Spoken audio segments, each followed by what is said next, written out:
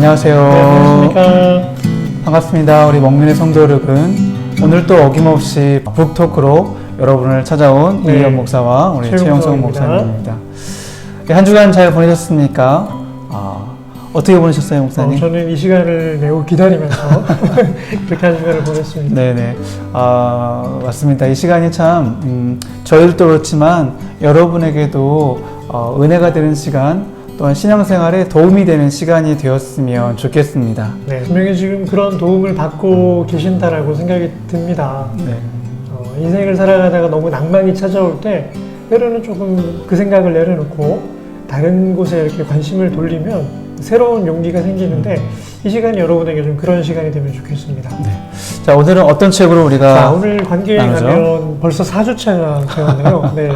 근데 네. 목사님 4주차의 저희 주제가 뭐였죠? 우리가 영성이었죠. 그렇죠. 네. 그 영성에 대한 이야기를 할 텐데 그러면 영성이 도대체 뭘까요? 영성. 하나님의 자녀들이 가지고 있는 네. 고유한 성격, 성품이 아닐까 그렇죠. 싶습니다. 그러니까 영적 성품이라고도 말할 수가 있는데 우리 기독교적으로는 하나님의 자녀가 된 이후에 내 안에 내면의 변화가 일어나게 되는데 우리가 영적 존재이기 때문에 내 영의 그런 변화가 밖으로 성품의 표출로 드러나게 되는데 네네. 그걸 영성이라고 할 수 있겠죠. 그러니까 우리가 하나님의 자녀가 됐다는 것은 예수 그리스도를 통해서 거듭남을 의미하는 거잖아요. 네. 우리가 본래 가지고 있는 성품이 있는데 예수님으로 인해서 우리의 성품이 한 번 더 거듭나는 것, 네. 어떤 이런 것들이 이제 영성이라고 우리가 이해할 수도 있겠어요. 그렇죠. 예.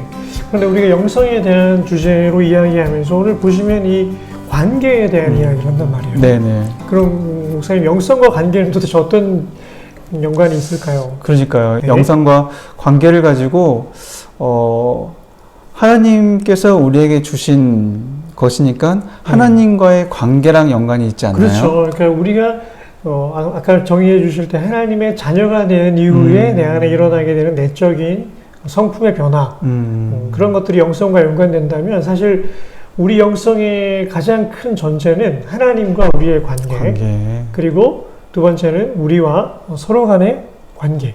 네. 네, 이걸로 사실 영성의 기반이 다 형성이 되는 건데요.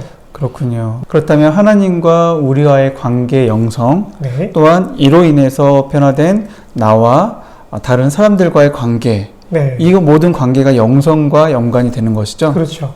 어떤 부분이 제일 중요하다고 생각하세요?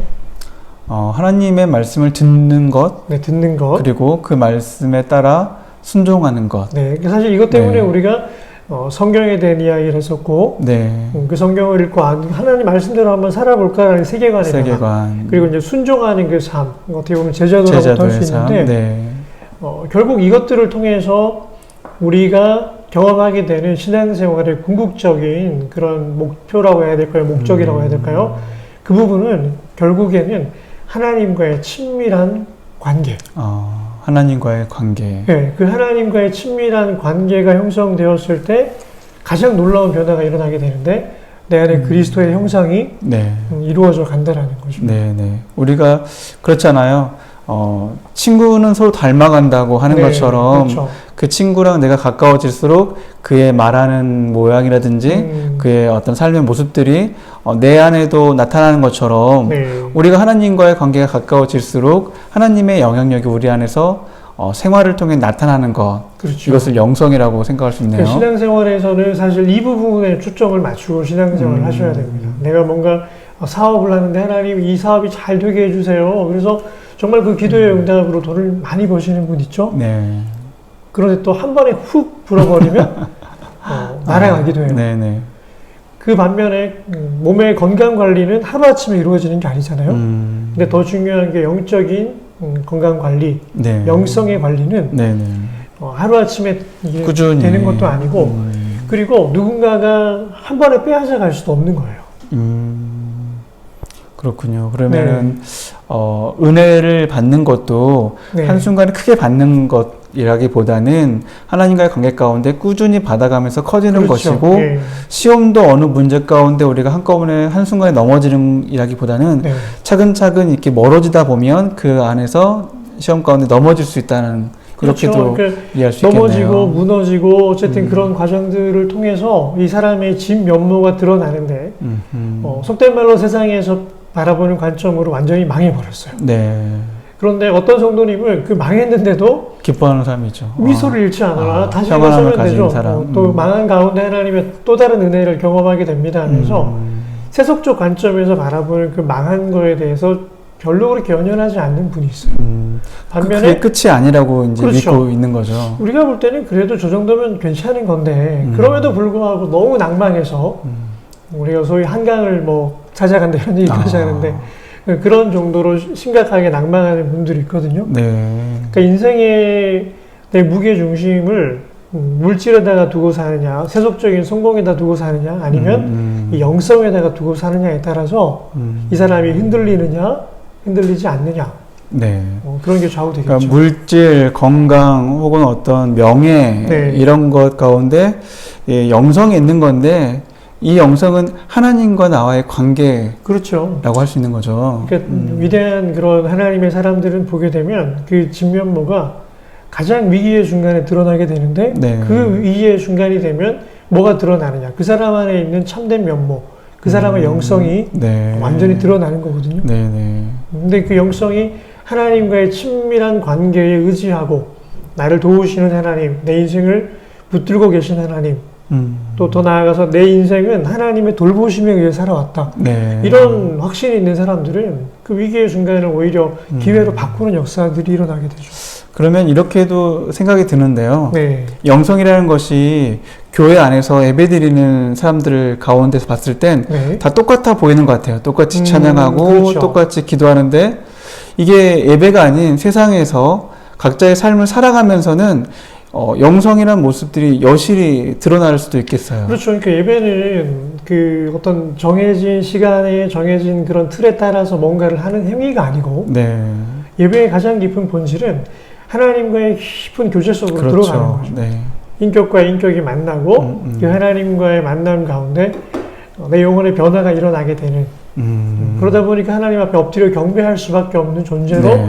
변화되어지는 것, 이게 예배의 본질인 네. 것이죠. 그러면 제가 이제 관계의 가면이라는 책의 제목에서 네. 관계는 이해가 됐어요. 네네. 하나님과 우리의 관계, 또한 이로 인한 우리와 이웃과의 관계인데 네. 이 가면은 어떤 의미를 갖고 있어요? 그러니까 우리가 이 영성의 가장 근본은 친밀한 관계라고 네. 했을 때 먼저는 하나님과 우리의 친밀한 관계가 우리의 영성을 형성하는 것이고요. 또 우리 서로 간의 그런 관계가 건강한 영성으로 우리를 이끌어주게 되는데 문제는 거기에 가면이 있다는 거예요. 그러니까 하나님과 우리의 관계, 네. 또 우리와 이웃과의 관계가 있는데 이것은 네. 하나님께서 우리에게 허락해 주신 것들인데 네. 그 안에 무언가 끼어든 거죠. 그렇죠. 그게 그러니까 가면이라는 거고요. 가면을 끼고 가면을 쓰고 있을 때는 우리가 자신의 모습도 볼 수가 없고 네. 상대방의 모습도 제대로 볼 수가 없는데 그 가운데는 친밀한 관계 형성이 되지가 않는 것이죠. 네.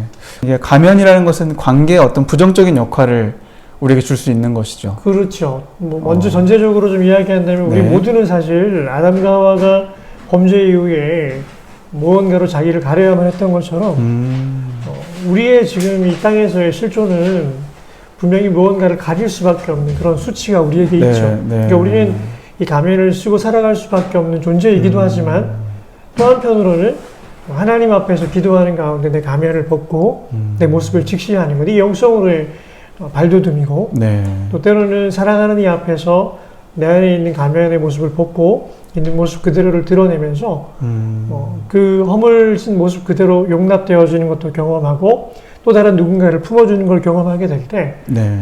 이게 하나님의 자녀가 누릴 수 있는 그 친밀한 관계를 경험하게 되는 것이죠. 방금 말씀하신 걸 들어보니까 아마 인류 최초의 가면은 에덴 동산에서 네. 하나님께서 아담과 하와를 부를 때 네. 그들이 숲풀로 숨었을 때 그렇죠. 이게 하나님과 아담과 하와 가운데 생긴 첫 번째 가면이 아닌가 네. 싶습니다. 그러면 가면이 가지고 있는 어떤 요소들이 있나요? 네, 가면을 이제 이 책에서는 사람이 살아온 그 삶의 환경과 또 내재되어진 성품의 그런 기질에 따라서 네. 각각 다른 모습으로 가면을 쓰고 있다라고 이야기를 하고 있습니다. 네. 각각 다른 모습으로 네. 어떻게 상황에 따른 것인가요? 아니면 어떤 사람에 따른 것인가요? 네, 그나마 선천적이고 후천적인 요소가 함께 작용을 하는 것 같아요. 네. 책에 보면 그것들 유형이라고 네. 타입으로 이렇게 얘기를 하고 있던데 대표적인 어떤 유형들이 있습니까? 네, 여기서는 이제 그 여러 유형들을 쭉 이야기를 해주고 있는데요. 근데 이제 제가 유형을 이야기하기에 앞서서 네. 이 책에서 제시하고 있는 왜 관계의 가면을 쓰게 되는 것인가 이 부분에 이번에 더 집중해서 보게 네, 되었어요. 네. 이 관계의 가면을 쓰게 되어지는 7가지의 신념에 대해서 그릇된 신념이죠. 네. 그러니까 우리 안에 뭔가 신앙 가운데 잘못 내재되어져 있는 신념, 믿음이 네. 아닌 거예요. 네. 내가 붙들고 있는 그 강한 신념이 나로 하여금 가면을 쓰게 한다. 그 부분에 좀 더 집중해서 이번에 보게 되었거든요. 첫 번째 신념은 하나님은 신뢰할 수 없는 분이다. 우리 이현 목사님 어떻게 하나님을 신뢰할 수 있는 분이신가요? 글쎄요, 이거는 이렇게 하나님과의 관계에 네. 달려 있는 것 같아요. 네. 우리가 부모님을 전적으로 신뢰하잖아요. 네네. 때로는 부모님이 우리에게 매를 들지라도 우리는 그게 사랑의 매다라고 생각하듯이 하나님이 우리의 참된 주인이라는 그런 믿음이 있다면 네. 우리가 삶 가운데 고난을 당할지라도 네. 그 고난 가운데 하나님께서는 어떤 뜻이 있으시고 분명히 이 고난을 통해서 우리를 더 성숙하게 만들어 주시고 네. 더 큰 복을 내게 주실 것이다 라는 믿음이 있는 거죠. 그렇죠. 근데 그런 어떤 근본적인 믿음이 우리의 일상 속에서 자꾸 흔들릴 때가 있어요. 네. 때로는 내 삶 속에서 고난이 찾아올 때, 내가 원하는 대로 또 일이 풀리지 않을 때, 그때 우리는 되게 많이 낭망하거든요. 좌절의 순간에 하나님과의 관계가 흔들린다는 그렇죠. 것이죠. 그리고 그때 기도하면서 하나님의 뜻을 구하는 게 아니고 네. 대부분 사람들은 어떻게 이런 문제를 해결하나 세상의 방법을 찾는 그렇죠. 거죠. 사람의 방법에 마음을 쏟고 기울이면서 어떤 하나님의 뜻과 계획, 나를 향하신 그 섭리 이런 부분에 대해서는 우리가 망각한 채 살아가거든요. 어찌 보면은 가장 일상적이면서도 네. 가장 큰 어떤 걸림돌이 아닌가 싶어요. 네. 우리의 생명의 주인이 하나님이심을 믿을 때 하나님을 신뢰함으로 나아갈 수 있는데 네네. 내 인생의 주인이 자꾸 내가 되려고 할 때 하나님과 나의 관계 가운데 신뢰가 깨지고 가면의 모습들이 자꾸만 생길 수 있다는 거잖아요. 그렇죠. 네. 그러니까 왜 내가 가면을 쓰느냐. 심지어는 하나님 앞에 나아갈 때조차도 말로는 하나님은 우리를 도우시고 인도하십니다라고 그렇게 기도하지만 실제로 믿지 않는 거예요. 그 회중석에서 기도할 때하고 실제 내 마음의 상태하고는 다른 거예요. 네. 가면을 쓰지 않는다는 건 뭐예요? 원망하는 거거든요. 그렇죠. 하나님 어떻게 저한테 이러실 수가 있어요? 하나님이 제 삶을 돌보시는 줄 알았는데 저 오늘 사업이 망했어요. 하나님. 정말 저를 돌보시는 게 맞나요? 이렇게 기도해야 되는데 네. 이 기도는 언제 하느냐? 믿음이 있을 때 하는 거예요. 하나님이 나를 돌보시는 줄 알았는데 라는 그 믿음. 그러니까 그 원망의 기도도 하게 되는데 네. 어느 순간 이제는 그 믿음을 저버렸어요. 그러니까 기도할 때는 하나님은 우리를 인도하십니다, 돌보십니다 이렇게 따로 기도하고 가면을 쓰고 기도하는 거죠.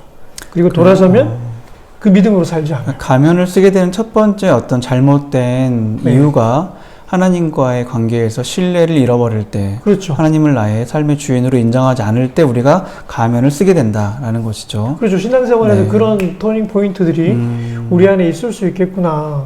이제 여러 가지 7가지의 그런 또 그릇된 신념에 대해서 이야기하고 있는데 우리 성도님들이 이 책을 보신다면 그 그릇된 신념들을 보시면서 내 상황은 좀 어떤가 이렇게 좀 적용해 보시면 좋겠고요. 아까 우리 목사님 말씀하신 것처럼 그러면은 그렇게 됐을 때 사람들마다 어떤 가면을 쓰게 되는가. 이 책에서는 이제 6가지의 유형의 네. 가면을 이제 보여주고 있습니다. 알겠습니다. 잠시 광고 보시고 네. 이어서 함께 나누도록 하겠습니다. 네. 자, 그러면 어떤 유형들이 있는지 대략적으로 한번 이야기를 해주시죠. 일단 6가지가 회피자, 네. 그다음에 비껴가는 자, 아하. 자기 비난자, 구세주, 공격자, 영적인 해석자. 네. 다 조금 표현이 생소하실 수 있는데요. 그런데 여러분들이 유추해 보실 수 있는 그런 표현들입니다. 네. 먼저 회피자. 네. 우리가 대화하다 보면 뭔가 그 진짜 알맹이는 얘기하고 싶지가 않을 때가 있잖아요. 그럴 때 그 문제를 자꾸 비껴가는 사람들이 있어요. 그 얘기 못 하도록. 전문 용어로 수박 겉핥기라고. 그렇죠. 그 수박에 가까이 가서 이제 좀 자를만 하면 자꾸 건반할 거 이렇게 비껴가는. 네네. 예, 절대 이 안에 있는 알맹이를 얘기 못하도록 네. 잘 피하는 게 이렇게 습득되어져 있는 분들이 있죠. 이런 가면은 네. 많은 사람들과 가깝게 지내지만 실제적으로 정말 깊은 관계까지 가지 않는 분들인 것 같아요. 그렇죠. 그러니까 자기 안에 보여주고 싶지 않은 어떤 그런 연약함이라든가 내가 늘 마주하게 되지만 이제는 그 문제만큼은 건드리고 싶지 않은 나의 내면의 모습이 있을 때 네. 이걸 어떻게 처리해야 될까라고 고민하다가 이 사람은 아예 그냥 보지 말자. 네. 덮어버린 거예요. 그러니까 누군가 그런 문제를 이야기하게 되면 포장을 하거나 어떻게든 비껴가려고 요리조리 잘 피하는 그런 성향의 사람인 거예요. 그러면 이게 지금 먼저는 하나님과 우리와의 관계잖아요. 네네. 하나님이 우리에게 말씀해 주시는데 우리가 그 말씀을 잘 듣는 것 같고 네. 교회에서 많은 봉사를 하는 것 같지만 네. 실제적으로 주님과의 그런 깊은 관계는 없이 이렇게 겉으로만 많이 만나고 이렇게 가는 그런 유형인가요?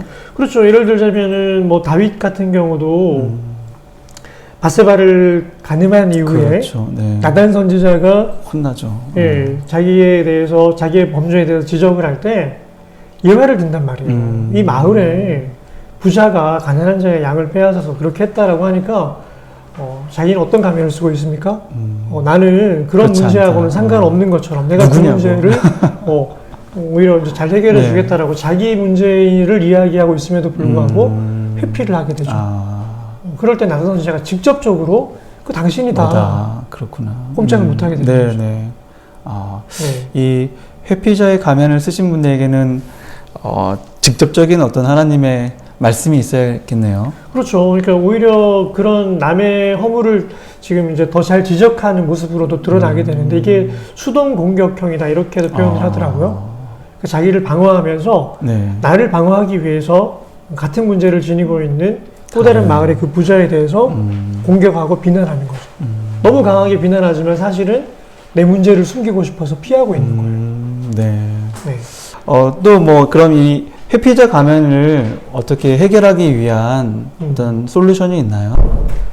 회피자 가면을 피하기 위해서는 사실은 다윗의 경우를 보자면 하나님에 대한 신뢰입니다. 그러니까 하나님이 내 문제를 해결해 주실 수 있다. 다윗이 결국은 회피했던 그 자신의 성향에 대해서 인정을 하고 네.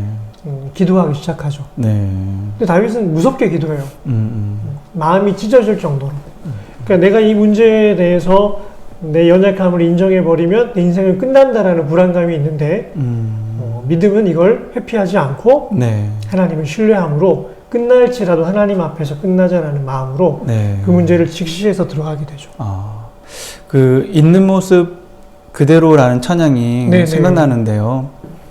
그런 모습인 것 같아요. 우리가 좀 부끄럽거나 혹은 남들에게 말하기 어려워서 네. 나는 아닌 척, 아닌 듯 하고 다른 모습들을 자꾸 보이지만 실은 하나님께서 우리에게 원하시는 것은 그런 회피성 가면이 아니라 너의 연약하고 혹은 추한 모습까지도 있는 모습 그대로 다가올 때 네. 하나님과의 관계, 즉 신뢰가 회복되는 것처럼 그렇죠. 우리가 있는 모습 그대로 나아갈 필요가 있는 것 같아요. 다윗이 회피하던 자기의 그 허물과 죄악에 대해서 한 1년여 이상 그렇게 살아왔을 때 예배를 못 드렸어요. 네. 근데 다윗이 회개하고 나니까 예배가 되는 거예요. 얼마나 기뻤을까요? 기뻐 뛰며 찬양하죠. 예배는 회중 가운데 이렇게 막 손들고 백성들을 축복하고 그런 게 아니거든요. 근데 다윗이 그건 다 했는데 하나님과의 친밀한 관계가 더 이상 느껴지지 않는 거예요. 다윗은 이걸 다르게 표현하면 구원의 즐거움이라고도 표현하는데 네. 회개하면서 구원의 즐거움을 좀 회복시켜 달라고. 그렇군요. 네. 구원의 즐거움을 회복하는 우리 목민의 성도님들도 되었으면 좋겠습니다. 네. 자, 또 두 번째 거 한번 가볼까요? 네, 두 번째는 어떤 유형이죠? 두 번째는 비껴가는 자 가면인데요. 회피자와 비껴가는 자는 비슷해 보여요. 네. 근데 회피자는 그 문제를 지적할 때 표정이 어두워지거나 공격을 하거나 싹 피해버려요. 그 문제를 아예 얘기하는 자리가 되면 모임을 안 간다든가 네. 끊어버리게 되는데 이 비껴가는 자는 이 사람이 회피하는지 티가 잘 안 나요. 네. 그러니까 그 문제가 나올 것 같으면 화를 내거나 뭐 그렇게 대화를 멈추는 게 아니고 그 문제에 대해서 이렇게 저렇게 얘기하다가 그냥 유머로 다른 이야기로 어느 순간 화제가 전환되어져 있어요. 네. 아, 능숙한 사람이네요. 그렇죠. 뭔가 이렇게 그 문제에 대해서 분위기가 좀 심각해질 것 같으면 다른 유머러스한 이야기들을 막 하면서 뭐 별 문제 아닌데 그 문제 가지고 왜 그래. 네. 그러니까 우리가 이렇게 대화하다가 서로 좀 언쟁이 높아졌을 때 분명히 문제가 있는데 그 사람들이 서로 싸우고 화내는 게 싫으니까 자 우리 조금만 쉬었다 합시다 하면서 이렇게 간식 막 사오거나 네네. 이게 이번에 특식인데 대박을 친 거야 하면서 화제를 막 돌리는군요. 돌리는 사람들 있죠. 네. 그러니까 회피하는 자와 비껴가는 자의 가면이 비슷한 느낌인데 네. 오히려 비껴가는 자가 훨씬 더 익숙한 것 같아요. 능숙하게. 그렇죠. 쉽게 네. 말하면 신앙생활을 오래 하시거나 아니면은 뭐 이런 분야를 잘 아는 분일 수도 있겠어요.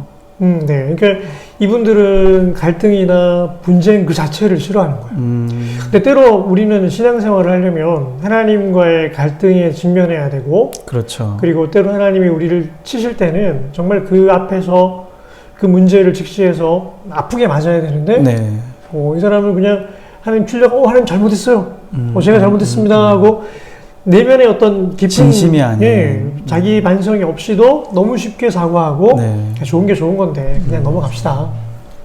그러니까 이 회피자 유형이 어떻게 보면 더 고치기 힘든 정도로 진화된 형태가 그럴 것 같아요. 비껴가는 자 네네. 형태인 거죠. 우리는 쉽게 구별하지 못할 수도 있을 것 같아요. 네. 하나님은 아시지만 오히려 더 우리가 신앙생활 하는 데 있어서 익숙해지는 것을 좀 더 주의해야 할 것 같습니다. 그렇죠. 그러니까 세상 뭐 다 그런 거지 뭐 신앙생활 원래 다 그런 거야. 네네. 뭐 죄를 지어도 뭐 다 우리는 그냥 그렇게 살아가는 거야. 네. 그러니까 제가 어떤 생각이 드냐면 네. 아까 처음에 나왔던 회피자 유형은 네. 가면을 딱 쓸 때 이게 태가 나는 거예요. 그렇죠. 이게 하나님도 아시고 우리도 알고 본인도 스스로 아는 거죠. 네. 그러면서 마음에 불편함이 있겠죠. 가면을 썼지만. 근데 이 비껴가는 자의 유형 같은 경우에는 너무 은근슬쩍 쓰니까 하나님은 분명 아시겠지만 사람들은 그게 가면인 줄 모르고 넘어가니까 본인 네. 스스로는 넘어간 것에 대해서 안도감이 있을 수 있는 것이죠. 네. 그래서 이 사람에게 변화될 수 있는, 다시 하나님과 관계가 회복될 수 있는 기회가 좀처럼 찾아오기 힘들 것 같아요. 그렇죠. 그러니까 그게 문제인 거예요. 좋은 게 좋은 거야 하고 넘어가지만 네. 실제로 실제로 내 안에 해결되어지지 않은 문제는 내 안에 남아서 나를 병들게 하고 그렇죠. 남적 관계를 무너뜨리죠. 나를 너무 병들게 할 뿐 아니라 누군가의 관계 속에서 그 사람은 계속 외로운 거예요. 외로워서 내 안에 있는 문제를 이야기하는데 뭐 괜찮아, 좋아질 거야. 네. 잘 될 거야. 외롭다는 말이 네. 마음에 와닿는 것 같아요. 그렇죠. 왜냐하면 신앙생활 가운데 너무나 훌륭한 모습의 어떤 분들이 계심에도 불구하고 때로는 그분들이 지독한 외로움을 겪습니다. 그렇죠. 오히려 하나님과 더 가까워짐으로써 자유함을 누리고 행복함을 누리셔야 할 분들이 너무 외로워하는 거예요. 네. 이번 이 책 관계 가면을 통해서 혹시라도 신앙생활 하시면서 외로움을 느끼는 분이 계시다면 꼭 이 내용들을 참조하셔가지고 내가 익숙함으로 인해서 비껴가는 것은 아닌가라고 한번 생각해 보는 시간이 되었으면 벌써 결론의 좋겠습니다. 핵심이 벌써 나와버렸는데 우리 신앙생활하면서 신앙생활은 정말 행복하고 즐거운 거잖아요. 그렇죠. 사람이요 돈을 다 잃어버려도요 자기 친한 사람들이 격려해주고 곁에 밥 있으면 사주고 든든해요. 내가 먹여 살려 이런 은혜를 경험하게 되면요 내가 돈 없어도 살 수 있구나. 되게 자유로워져요. 네.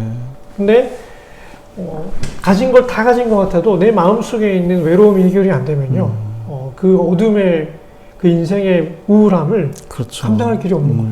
그렇군요. 알겠습니다. 그러나 네. 아직도 많은 유형들이 남아 네, 있습니다. 이거 뭐 다 이야기를 해드리면 재미가 없으실 것 같기도 한데 조금씩이라도 얘기를 좀 해볼게요. 네네, 한번 이렇게 궁금해하실 것 같아요. 알려드리는 게 좋을 것 같아요. 일단 세 번째는 자기 비난자 유형인데 뭘 두려워하느냐? 자기 자신을 사랑하는 걸 가장 두려워해요. 네.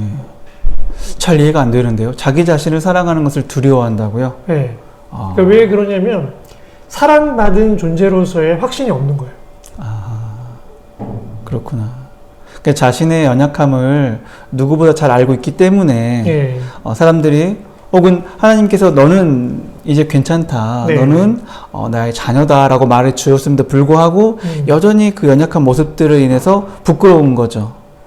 그렇죠. 그러니까 사랑도 사랑을 받아본 사람이 그 사랑의 맛을 알고 내가 나를 사랑하기까지는 사실 아이가 태어나서 무제한적으로 나를 무한하게 사랑해주는 엄마 아빠의 그 사랑을 받으면서 내가 사랑받기에 괜찮은 사람이구나 이렇게 인식을 하게 그렇죠. 되는데 엄마 아빠가 날마다 싸워요. 그 엄마는 남편한테 아이를 보면서 야, 내가 너만 안 낳았어도 이렇게 살지 않았을 텐데 너 때문에 내가 이혼도 못하고 산다.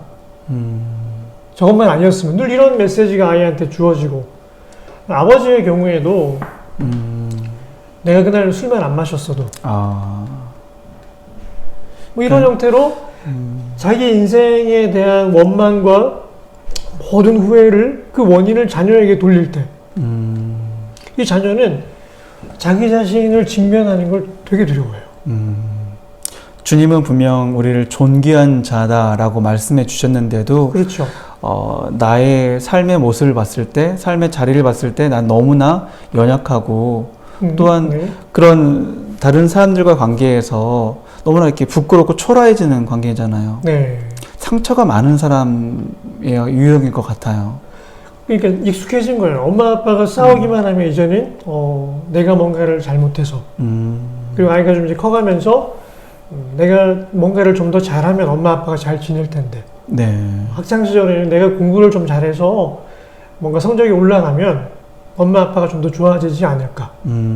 일단은 비난하기 이전에 해결책도 내가 잘하면 두 사람의 관계가 좋아진다. 이렇게 전제를 해놓고 있다 보니까 두 사람의 관계가 안 좋아지면 어때요? 내가 뭔가를 잘못한 거예요. 많이 힘들 것 같아요. 그리고 이런 습성을 가지고 나중에 누군가를 만나요.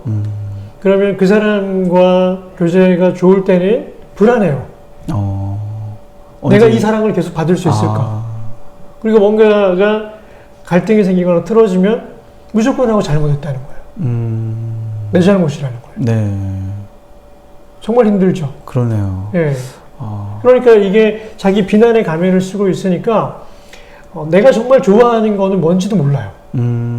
관심이 없어요. 상대방이 좋아하는 거 나는 그걸 열심히 해줘서 그 사람을 기쁘게 하면 네네. 그러면 나는 의미 있는 존재고 내가 뭔가 열심히 했는데 그 사람이 기뻐하지 않으면 나는 되게 쓸모없는 존재가 되어버려요. 자기 비난의 유형은 네. 하나님과 나와의 관계와 나와 이웃과의 관계에서 하나님과의 관계에 집중하기보다는 사람들과의 관계에 너무 집중하다 보니까 하나님이 내게 주시는 그 은혜를 우리가 너무 쉽게 생각하는 경우 같아요. 그렇죠. 그러니까 이런 경우에는 내가 누군가에게 사랑받지 못하더라도 괜찮아. 이것도 그렇죠. 필요합니다. 심지어 엄마 아빠가 나를 사랑하지 않아도 괜찮아. 나의 하나님이 나의 창조주께서 네. 나를 너무나 존귀하게 만드셨고 네. 얼마나 존귀하게 만드셨는지를 또 한 번 증명해 보인 사건이 예수님을 통해서 그렇죠. 십자가 사건이죠. 구속해 주신 그 은혜야. 이걸 정말로 고백하게 될 때 자기 비난의 유형에서부터 벗어나게 돼요. 그러면 이 자기 비난자 유형은 네.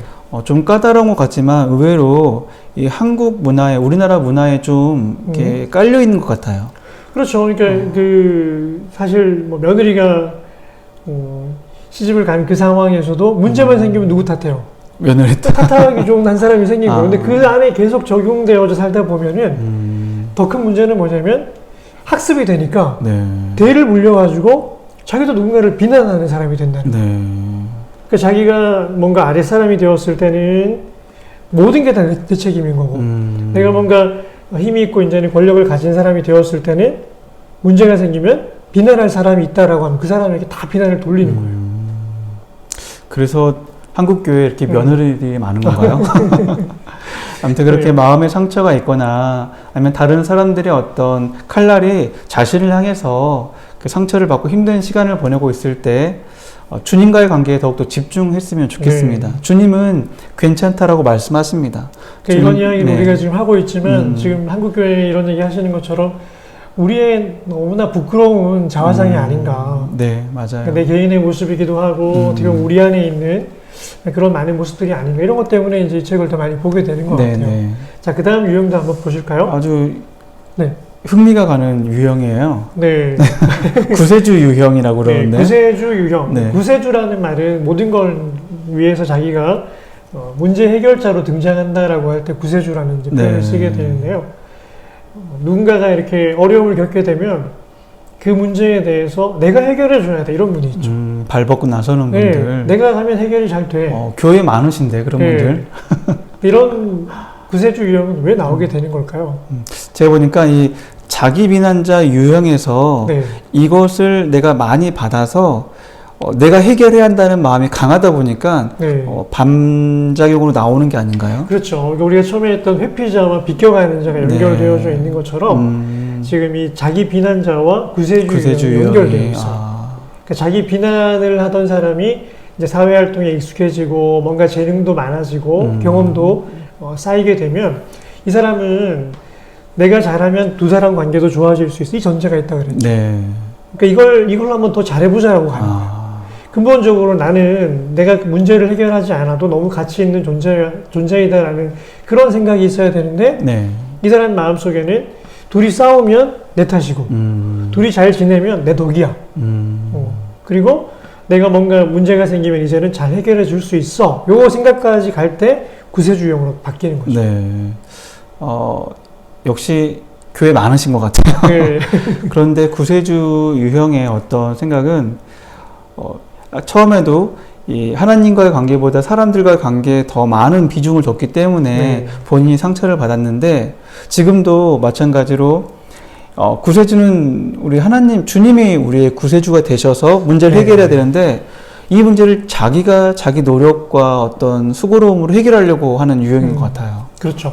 그러니까 우리는 무언가 해결해야 되는 문제 앞에 직면했을 때만 가치를 바라는 존재가 아니고 그냥 우리 존재 자체로 그렇죠. 너무 귀한 존재예요. 네. 그걸 인정하면 되는데 이 구세주 유형은 내가 뭔가 의미 있는 일을 해야지만 돼. 이 전제 속에 깔려 있다 보니까 자기의 존재감을 찾기 위해서 끊임없이 문제를 찾아다니는 거예요. 네. 그 문제 앞에서 자기가 뭔가 도움을 주고 칭찬을 받으면 내가 좀 의미 있는 존재야.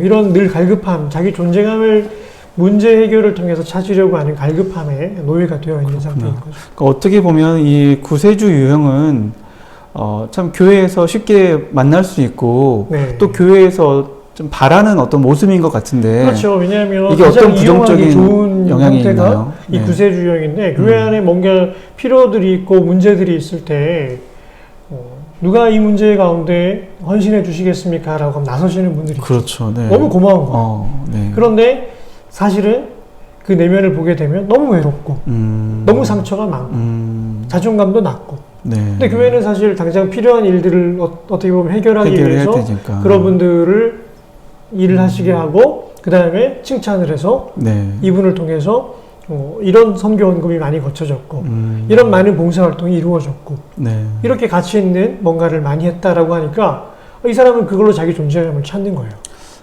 그렇지만 이게 하나님의 방법은 아닌 거죠. 아니라는 거예요. 네. 우리의 행복은 네. 하나님과의 관계가 더욱더 친밀해졌을 때 하나님으로부터 받는 그 복과 은혜로 우리가 행복해지는 건데 네. 자꾸 가면이 많이 낄수록 우리가 하나님에게 복을 더 덜 받게 되는 거잖아요. 네, 그렇죠. 그런데 이렇게 구세주 유형은 더 많은 일을 하는 것 같지만 봉사를 하는 것 같지만 받은 은혜는 더 적은 거잖아요. 그렇죠. 그러니까 본인은 굉장히 힘들겠어요. 하나님은 우리를 대하실 때 뭔가 일을 많이 시키려고 내가 정말 힘든 문제가 있는데 그거 네가 한번 해결해 줄래? 일을 시키려고 우리를 부르신 게 아니거든요. 네.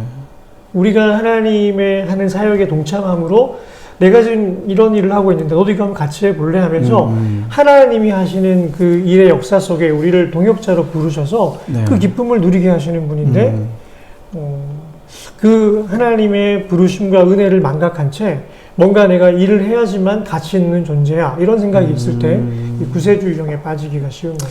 지금 우리가 4가지 유형을 나눴어요. 여러분 한번 생각해 보시면 좋을 것 같아요. 나는 어떤 유형인가? 나는 회피자 가면의 유형인가? 아니면 비껴가는 자의 유형인가? 아니면 자기 비난자의 가면의 유형인가? 구세주의 가면의 유형인가? 한번 여러분이 나는 어떤 유형이었나 생각해 보시면 좋을 것 같습니다. 네, 여러분은 어떤 유형이셨나요? 네. 이제 또 본격적으로 남아있는 유형에 대해서 두 가지가 나눠보도록 하겠습니다. 네, 어떤 유형이 있죠? 공격자 유형, 영적인 해석자 유형 이렇게 두 가지가 남아있는데요. 먼저 네. 공격자 유형을 보게 되면 쉽게 말하면 이제 공격적인 성향을 가진 분들이 그 대화하다 보면 유독 별 문제 아닌데 네. 화를 내거나 까칠하고 까칠하고 뭔가 자기 마음에 조금만 늘지 않아도 아주 이렇게 거칠게 말을 하시는 분들이 네, 있죠. 그런 분들도 꼭 네. 계시는 것 같아요. 근데 이런 분들 안에는 연약함이 있어요. 그래서 그런 거예요. 네. 그러니까 우리가 짖는 개는 물지 않는다 이런 얘기도 하잖아요. 네. 그 사람도 마찬가지인 것 같아요. 자기 안에 너무 연약하고 너무 아프고 그런 분들은 조금만 뭔가 자기 마음에 들지 않는 게 일어나도 네. 너무 겁을 먹는 거예요. 사실 우리가 되게 좋은 마음으로 누군가의 집을 방문할 때도 어떤 강아지들 보면 어때요? 적개심을 품고 막 짖어대는데 이게 두려워서 그런 거예요. 두려워서. 예.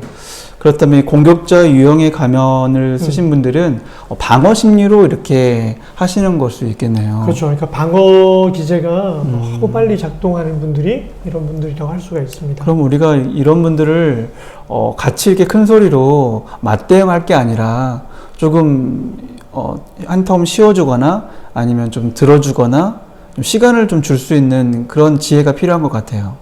그렇죠. 그러니까 나약한 사람들이 오히려 더 공격적인 성향을 가지기 때문에 이런 경우에는 무조건적인 사랑이 오래 공급되어질 때 그러니까 여러분들 아마 경험해 보실 수 있을 거예요. 되게 까칠한 사람인데 그냥 아무리 까칠하게 해도 어때요? 옆에서 이렇게 가만히 받아주면 그러니까 우리가 그렇죠. 누군가의 집에 갔을 때 그 강아지 이야기 했는데 그 강아지가 막 짖을 때 어때요? 그냥 이렇게 너무 적극적으로 사랑한다고 다가가지 말고 가만히 오히려 자리를 지키고 있으면 눈을 직접적으로 쳐다보기보다는 약간 반대쪽으로 바라보면서 등을 돌리는 것도 아니고 옆에 그냥 같이 있어주는 거예요. 네. 그러면 오랜 탐색의 시간을 거쳐서 아내가 이렇게 짖어도 나한테 뭐라고 하질 않네. 괜찮은가? 이러면서 조금씩 신뢰관계가 형성될 때 네. 그렇게 신뢰관계가 형성된 사람한테 대해서만큼은 이분이 마음의 문을 열어요. 네. 근데 그렇게 그런 사람들이 한 사람이 생기고 두 사람이 생기고 그렇게 여러 명의 사람들이 사람들하고 대해보니까 그래도 나를 공격하지 않네. 나를 그냥 있는 모습 그대로 받아주네. 이러면 공격 성향이 자연스럽게 네. 사라지게 되는 거죠. 네. 그러니까 너무 많은 두려움이 공포가 나로 하여금 이 적개심의 가면, 공격자의 가면을 쓰게 하는 거거든요. 네. 그래서 공격할 때 여러분들 똑같이 공격하면서 막 겁주면서 받아치면 그건 안 되고요. 네. 오히려 좀 여유가 있고 성숙하신 분들이 안아주려고 하지 말고 그냥 기다려주면 돼요. 네. 주님께서 연약한 자들을 위해서 이 땅에 오셨잖아요. 환자들을 위해 이 땅에 오셨다라고 말씀하시는 것처럼 어찌 보면 이 공격자 유형의 가면을 가지고 있는 분들이야말로 교회에 꼭 와야 할 분들인 거예요. 그렇죠. 그리고 네. 이제 이 모든 가면들이 그 양단이 있는 게 뭐냐면 하나님 안에서 이런 가면들이 벗겨지고 자기의 내면이 드러나게 될 때 사실 이 가면은 아까 우리 처음 시작할 때부터 내 안에 내재되어지거나 후천적으로 생겨난 내 내면의 모습에 맞는 가면을 쓰는 거거든요. 네. 이걸 벗고 하나님의 사람으로 영적인 성품이 확 변화되었을 때 아주 긍정적이고 좋은 면들이 드러나게 돼요. 네네. 그러니까 공격자 유형만 책에서는 네, 하나님과의 관계가 온전해진다라고 표현하더라고요. 그렇죠. 하나님께서는 우리에게 온전한 관계를 주셨는데 그 관계가 우리가 감당하기 버거우니까 나에게 맞는 나의 유형의 가면을 내가 쓰는 거잖아요. 네. 그럼 이제 마지막 유형은 네. 어떤 유형입니까? 자, 마지막으로 영적인 해석자 유형이 남아있는데 모든 걸 다 영적으로 해석하려고 하는 분들 혹시 보셨습니까? 네. 뭔가 이렇게 내 삶 속에 일어나게 되는 그런 일상적인 문제 앞에서 그 기도를 안 해서 그래. 아니면 내가 이번에 주일 예배를 안 드려서 그래. 네. 모든 걸 지나치게 영적으로만 해석하려고 하는 분들. 이게 왜 문제가 될까요? 하나님께서 우리에게 주시는 그 은혜 가운데에는 우리가 받아 누리는 게 있고 네. 또 우리가 우리 능력으로 되지 않는 거에 있어서는 있는 모습 그대로 나아가면 되는 건데 네. 책임을 하나님께 전가하는 건가요? 그렇죠. 그러니까 책임을 하나님께 전가한다는 표현도 맞는 것 같고요. 어떻게든 내 안에 일어나고 있는 문제를 문제 그대로 인정을 안 하는 분들인 거예요. 회피하는 거거든요. 예를 들어서 남편하고 뭐 이렇게 안 좋은 그런 여러 가지 문제가 있어서 해결이 안 된 채로 그렇게 헤어지고 홀로 자녀를 또 이렇게 양육해야 되는 그런 어려움에 처한 경우를 예로 들자면은 그러니까 이분은 그 어려움을 뭘로 이겼냐? 기도하면서 그래도 신앙으로 이긴 거예요. 네. 근데 이 문제가 일어나게 된 원인을 볼 때 하나님이 나를 사랑하셔서 뭔가 계획 가운데 하나님의 특별한 섭리가 있어서 나로 하여금 이 남자를 만나게 하고 이혼도 하게 하고 안 좋은 것조차도 하나님이 겪게 하셨을 거야. 또 이렇게 계속해서 자녀를 양육하다 보니까 이 자녀에게도 뭔가 안 좋은 일이 생기면 하나님 널 사랑하셔서 너에게 그런 고난을 주려고 그런 범죄의 피해자가 되게 하셔서 이렇게까지 가요. 모든 걸 다 영적으로 해석하려고 하는 거죠. 네. 그러니까 영적이라는 해석이라는 게 이제 좀 여기서는 이제 부정적인 그런 의미로 쓰이고 있는 건데요. 이분이 이제 맞는 해석을 한다면 어떻게 해야 될까요? 진정한 영적인 해석은 하나님이 만든 세상이지만 죄로 인해 파괴되어졌기에 우리 안에 있는 죄성이 우리의 관계를 파괴시킬 수가 있고 네. 많은 사람들이 또 우리에게 피해를 줄 수 있는 그런 범죄자가 될 수 있고 일상의 이런 문제들이 이제는 우리한테 자연스럽게 있다. 이걸 받아들이고 그 일상의 흐름 속에서 하나님의 뜻을 구하면서 살아가야 되는데 그 문제 자체를 뭔가 하나님이 다 계획을 해서 나에게 주려는 것처럼 이런 분들이 이제 문제가 뭘까요? 그래서 제 생각에는 네. 이 영적인 해석자 유형의 가면들은 하나님께서 우리에게 분명히 어떤 복을 주실 때도 있고 고난을 네. 주실 때도 있어요. 그러나 그것 가운데 그것으로 끝이 아니라 그 너머에 있거든요. 복 너머에 또 다른 인도하심이 있고 네. 고난 너머에 해결할 수 있는 방향을 주시는데 우리가 하나님의 뜻에 더 귀를 기울이고 집중하기보다는 아 그래 이건 하나님이 하라는 거야. 우리가 거기서 멈춰버린 것 같아요. 네. 더 나아가지 않고 여기서 하나님의 뜻을 더 집중하기보다는 그냥 있는 상황에 머무르는 안주하는 듯한 느낌이 들어요. 그렇죠. 그러니까 하나님의 뜻을 너무 지나치게 자의적으로 해석해버리는 오류를 범하게 되는 거예요. 네, 네. 그렇네요. 어떻게든 이게 하나님의 뭔가 뜻이 있을 거야라고 자기 나름의 논리를 붙여서 뭔가를 자꾸 만들어내려고 그래요. 그러다 보니까 성경에서 우리에게 주고 있는 그 평범한 진리에 대해서조차도 내가 원하는 방식으로 자꾸 해결을 하려고 하다 보니까 이런 분들에게는 정말 말하기가 힘들어지는 거죠. 이거는 이게 뭐랄까 좀 조심해야 할 그렇죠. 느낌이 드는데요. 조심하냐면 이런 분들이 예. 이단의 연옥에 너무 잘 넘어가는 거예요. 당신의 삶 속에는 어려움들과 하나님이 만세전부터 계획해서 다 이렇게 해줬고 이렇게 될 거야 라고 말하면 그렇죠. 그 해석이 그럴싸하면 그냥 믿어버리는 거예요. 그러니까 이 분은 우리가 지난주에 나눴던 네. 그 제자의 삶을 보면 네네. 우리가 주님을 따라가기 위해서는 그냥 주님만 따라가는 게 아니에요. 주님의 그 모습을 보고 말씀을 듣고 우리에게 주신 말씀, 성경을 우리가 늘 묵상하면서 네. 이 말씀이 우리를 인도하시는데 우리가 잘 따라갈 수 있도록 같이 기도도 해야 되는 거거든요. 네. 말씀과 기도를 가지고 우리가 부단히 노력해야 그리스도의 삶을 살아갈 수 있는 건데 그렇지 않고 그냥 이렇게 우리의 삶을 그냥 흘러가는 대로 흘러가 버리는 것 같아요. 이거는. 네. 우리가 볼 때 당장은 모든 걸 다 이분은 기도로 해결해야 된다. 또 말씀 안에서 뭔가를 해석해 주려고 하고 네네. 하나님의 뜻을 구하니까 좋아 보일 수도 있지만 그게 지나치게 자의적인 모습으로 드러나게 되는 네. 그런 가면을 쓰고 있기 때문에 지나치게 우리가 모든 걸 다 영적으로 해석하려고 하다 보면 네, 그러니 혹시 이 영적인 해석자 네. 유형에는 어떤 조언이나 해드릴 수 있는 어떤 말이 있나요?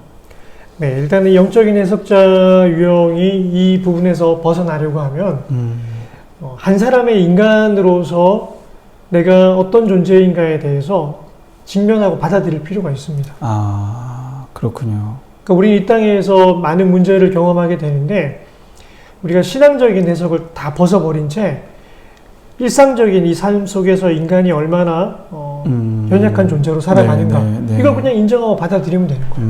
그러니까 하나님이 없는 우리의 세상 속은 정말 많은 문제가 있을 수밖에 없거든요. 그렇죠. 예. 네. 근데 이거를 굳이 영적으로 해석하려고 하다 보니까 아까 목사님 말한 것처럼 하나님이 이 모든 문제의 원인 제공자가 되어버리는 거예요. 이런 분들은 이렇게 생각이 들어요. 네. 나의 삶을 이 땅에서의 나의 인생을 바라보지 않고 네. 나는 온통 하늘에서의 하늘만을 바라보고 있는 거예요. 물론 그렇죠. 우리는 하늘 백성이지만 네. 지금 이 땅을 살아가는 하늘 백성이잖아요. 근데 현실을 도외시하는 거죠. 바라보지 네. 않는 거예요. 좀 그래서 이 땅 가운데서의 삶의 모습이 조금 이렇게 어려울 수도 있을 것 같아요. 그렇죠. 그러니까 우리가 지난 시간에 그 윌리엄스의 네. 책들 이야기하면서 그리스도인이 된다는 것, 제자가 된다는 것 다음에 더 중요하게 나왔던 게 인간이 되는 인간이 것이죠. 된다는 거. 네. 그러니까 우리가 추구하는 이 신앙생활의 궁극적인 목적은 사실은 하나님이 원래 만들고자 했던 그 그렇죠. 인간의 모습이 뭔가, 네. 그러니까 이 땅에서의 삶 자체를 어떻게 살아갈 것인가, 여기에 우리가 더 집중을 해서 한 사람의 그리스도인으로서 하나님이 원래 만들고자 했던 인간의 모습으로 살아가는 것, 여기에 대해 우리 포커스를 맞춰야 맞습니다. 되는데, 영적인 해석자는 목사님 말씀하신 것처럼 이 땅에 대해서 그냥 이 한 사람의 인간으로서의 모습을 일단 거부하는 거예요. 바라보고 싶지도 않고 네네. 너무 아프고 그러니까 어쨌든 영적으로 뭔가를 포장하고 내 모든 마음은 천국 가서 그냥 해결하리라. 이 땅에서의 삶도 그리스도인의 삶으로 하나님이 주시는 분명한 복과 은혜가 있으니까 좀 깨달았고 함께 누리시는 그런 네. 시간이 되었으면 좋겠습니다. 그러면 이제 어떻게 정리를 좀 해주시겠어요? 예, 우리 오늘 뭐 이미 결론을 말씀을 드렸는데요. 우리 안에 있는 외로움, 사실은 그 부분이 해결되어져 가는 게 신앙생활의 여정이 아닌가라는 생각을 하게 됩니다. 네. 그 하나님과의 그 친밀한 관계를 정말로 누리게 될 때 네. 놀라운 신앙의 변화가 일어나게 됩니다. 내 영성 자체가 변하는 거죠. 그렇게 변하게 되면 그 다음에 사람을 대하는 태도가 바뀌어요. 네. 모를 수가 없죠. 그렇죠. 예. 가면이 사라지는 거잖아요. 네. 주님과 나와의 관계의 가면이 그리고 사람과 사람과의 가면이 사라질 때 네. 하나님을 좀 더 잘 바라볼 수 있게 되는 거고 네. 사람들을 좀 더 잘 바라보게 되는 것 같아요. 그렇죠. 하나님은 내가 친밀하게 사랑할 수 있는 분이다. 네.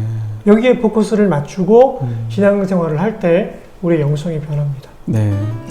우리 관계 가면을 통해서 6가지 가면의 유형에 대해서 이야기를 나눴습니다. 어떤 분들은 뭐 한 가지, 네. 2가지 이상의 가면을 쓰신 분도 있을 수 있을 거예요. 그러나 그것이 문제가 아니라 이제부터라도 하나님과 나와의 관계에 있는 가면을 내가 어떻게 하면 벗을 수 있나, 나와 이웃과의 가면을 내가 어떻게 하면 벗을 수 있나, 네. 이 가면들이 없어지고 사라질 때 하나님과의 관계가 좀 더 친밀해지고 하나님께 그 받은 복과 은혜가 더욱더 풍성하게 누릴 수 있는 것처럼 사람들과의 관계도 더욱더 기쁨으로 함께 동행할 수 있는 관계가 되는 것이죠. 그러니까 우리가 처음에 왜 가면을 쓰게 되는가에 대한 이야기로 다시 한번 돌아가려고 하는데 네. 믿지 않아서 그래요. 네. 신뢰가 깨졌을 때 가면을 우리가 쓰게 되는 찾아서 쓰게 되는데 네. 그 신뢰 회복 그렇습니다. 네. 오늘 또 좋은 책을 가지고 좋은 내용을 가지고 함께 네. 나눴습니다. 아마 여러분들에게 더 실질적인 많은 도움이 되었던 것 같습니다. 여러분들에게도 더 많은 하나님의 은혜가 또 임하시길 바라고요. 우리 이제 다음 시간에는 코로나 시대에 우리에게 도움이 주는 책들을 가지고 최 목사님과 제가 한 권씩 혹은 2권씩 가져와서 여러분들에게 간단하게 소개를 해드리려고 합니다. 여러분 코로나가 우리를 힘들게 하고 하나님과의 관계가 멀어지게 할지라도 우리는 주님의 백성으로 주님의 자녀로서 이 시간을 잘 인내하고 네. 이겨낼 줄로 믿습니다. 그 긍정적인 효과도 많이 있거든요. 그럼요. 코로나로 네. 인해서 우리가 다시 한번 생각해 보게 되는 많은 문제들, 그럼요. 그런 네. 계기들을 주님과의 관계가 더 예. 깊어질 수도 있죠. 우리 삶에 오히려 더 귀한 기회로 삼을 수 있으리라 기대해 봅니다. 네. 오늘도 함께 해주셔서 감사합니다. 다음 주에 또 좋은 책으로 여러분에게 찾아가겠습니다. 감사합니다. 네,